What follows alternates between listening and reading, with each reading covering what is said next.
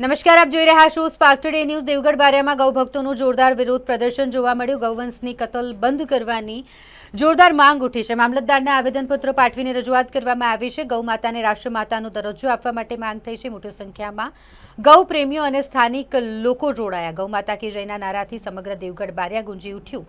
ગૌ રક્ષા માટે કડક કાયદો અમલમાં મૂકવાની માંગ કરવામાં આવી રહી છે। ગૌ હત્યાને રોકવા તાત્કાલિક પગલાં લેવા સરકારને અપીલ કરાઈ। ગૌ સન્માન અને ગૌ સેવાના સંકલ્પ સાથે અહીં કાર્યક્રમ યોજાયો હતો। ગૌ માતા રાષ્ટ્રમાતા ઘોષિત થાય એના માટે ભારતભરના સાધુ સંતોએ આહવાન કર્યું છે। આજનો દિવસ આખા ગુજરાતમાં ગૌ સન્માન દિવસ છે। 7મી મે આખા ગુજરાતના ખૂણે ખૂણે તમામ મામલતદાર ઓફિસે પ્રાર્થના પત્ર રજૂ કરવામાં આવે છે। પ્રધાનમંત્રી શ્રી, ગવર્નર શ્રી, મુખ્યમંત્રી શ્રી અને રાષ્ટ્રપતિ શ્રીને વિનંતી છે કે ત્વરિત ગૌ માતાને રાષ્ટ્રમાતા ઘોષિત કરવામાં આવે, ગૌ હત્યા બંધ કરવામાં આવે એવી અમારી બધા ગૌ ભક્તોની પ્રાર્થના છે। આ એક ચળવળ નથી, આંદોલન નથી, એક માત્ર પ્રાર્થના છે અમારી।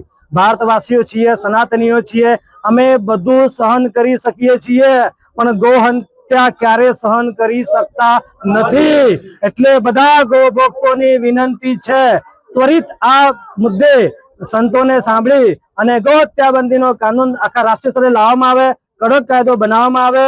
રાષ્ટ્રહિત માટે જરૂરી છે, સ્વર્ણિમ ભારત બનાવવા માટે એ જરૂરી છે, ગૌ આધારિત ખેતી માટે એ જરૂરી છે। ગાયનું બચવું બહુ જરૂરી છે।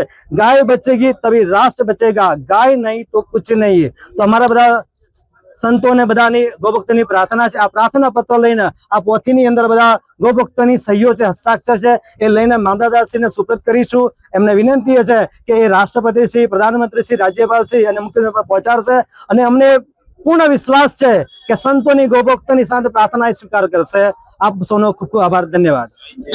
उत्तर प्रदेश में पहले प्रचार कर रहे थे पर गुजरात में वोट आने के कारण यहाँ पर प्रार्थना पत्र आज 7 मई को दिया जा रहा है। तो भारतवर्ष में जितने भी प्रचारक है जो गौ माता के लिए प्रचार कर रहे थे, सभी गौ प्रचारक अभी गुजरात में आकर गौ माता के लिए प्रचार करें और हमारी गौ माता को राष्ट्र माता या राष्ट्र धरोहर का पद दिया जाए। इसलिए सभी भाई बहन अपने अपने घरों को छोड़कर गौ माता के लिए सड़कों पर उतरे कि हमारी गौ माता के लिए प्रार्थना पत्र देने से कृपया वो हमारे प्रधानमंत्री जी गौ माता को राष्ट्र माता या राष्ट्र धरोहर के पद में विराजमान कर दे। इसीलिए आज सब हम भाई बहन यहाँ पर पधारे हैं कि हमारी गौ माता के लिए हम शांति पूर्वक प्रार्थना पत्र दे।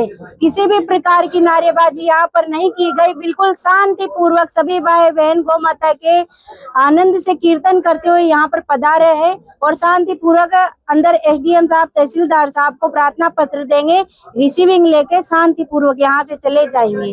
बोलिए गौ माता की जय।